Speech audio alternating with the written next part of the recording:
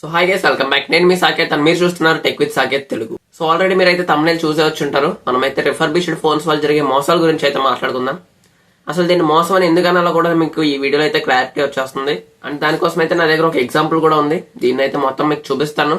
అసలు దీంట్లో మోసం ఏం జరుగుతుంది, ఎలా జరుగుతుంది, అసలు రిఫర్బిష్డ్ ఫోన్స్ కొనొచ్చా కొనకూడదా, ఇవన్నీ అయితే మనం మాట్లాడుకుందాం. ఇంకా లేట్ చేయకుండా వీడియోని అయితే స్టార్ట్ చేసేద్దాం. సో అసలు రిఫర్బిష్డ్ ఫోన్స్ అంటే ఏంటో చూసుకున్నట్లయితే మనకి ఇప్పుడు కొంతమంది వాడేసిన ఫోన్స్ ఉంటాయి కదా, వాటిని తీసుకొని కొంచెం మోడిఫై చేసి, అంటే లోపల క్లీన్ చేసి కానీ కొంచెం ర్యామ్ బూస్ట్ చేసి కానీ ఇలాంటివి అయితే చేసి, బ్యాటరీ బూస్ట్ చేసి ఇలాంటివి చేసి అయితే అమ్ముతూ ఉంటారు. సో దాన్ని మనం రిఫర్బిష్డ్ ఫోన్స్ అని అయితే పిలుస్తూ ఉంటాం. ఇవి చాలా చోట్ల అయితే అవైలబుల్ గా ఉంటాయి. ఆఫ్లైన్ లో తీసుకోవచ్చు, ఆన్లైన్ లో తీసుకోవచ్చు, ఎక్కడైనా తీసుకోవచ్చు.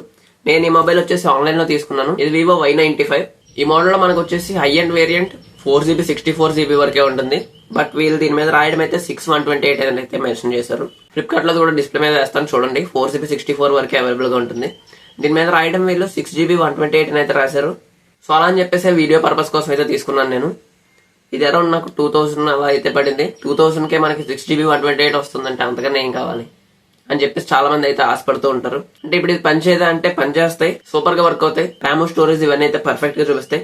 అయితే నాకైతే దీంట్లో వీళ్ళు చెప్పిన దానికన్నా కొంచెం ఎక్కువ వచ్చింది. 6GB ర్యామ్ అని చెప్పారు, కాకపోతే నా దగ్గరకి అయితే 8GB ర్యామ్ తో వచ్చింది. సో దీన్ని మనం సెట్టింగ్స్ లో కనుక వీళ్ళు చూసుకున్నట్లయితే 8GB ర్యామ్ అని అయితే చూపిస్తుంది. అవైలబుల్ స్పేస్ 4.25GB అయితే అవైలబుల్ గా ఉందని చెప్తుంది. సో అన్ని కరెక్ట్ గానే ఉన్నాయి కదా, ఇంకెందుకు మరి 8GB ర్యామ్ ఫోన్ అయితే వచ్చేసింది అనుకుంటాం. కాకపోతే వీళ్ళు దీన్ని అప్డేట్ చేయడం సాఫ్ట్వేర్ లో మాత్రమే అప్డేట్ చేస్తాయి. మనకి మదర్ బోర్డు తీసేసి దాంట్లో ఉన్న ర్యామ్ చిప్ అయితే మార్చేసి ఇలాంటివి అయితే చేయరు. జస్ట్ సాఫ్ట్వేర్ లో మనకి ఎంత కావాలో అంతకి అప్గ్రేడ్ అయితే చేస్తారు. దీనివల్ల మనకి ఏ యూజ్ అయితే ఉండదు. దీంట్లో ఉండే ర్యామ్ దీంట్లోనే ఉంటుంది, కాకపోతే బయటికి కనబడడం మాత్రమే మారుతుంది. మీరు ఇదైతే కొంచెం గమనించాలి. సో మనం దానికోసం అయితే ఒక యాప్ అయితే ఉంటుంది, డివైస్ ఇన్ఫో HW అని చెప్పేసి. దీంట్లో మనకి కరెక్ట్ హార్డ్వేర్ ఇన్ఫో అయితే కనబడుతూ ఉంటుంది.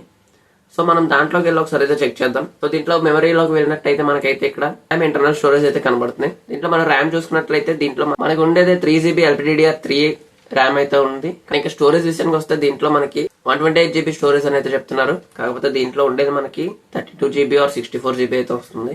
అంతకన్నా ఎక్కువ అయితే రాదు దీంట్లో. అంటే ఇప్పుడు దీన్ని వాడకుండా పక్కన పడేయమని కాదు, అంటే తీసుకోమని చెప్పట్లేదు. దీన్ని అయితే మీరు చూసి తీసుకోవాలని చెప్తున్నాను.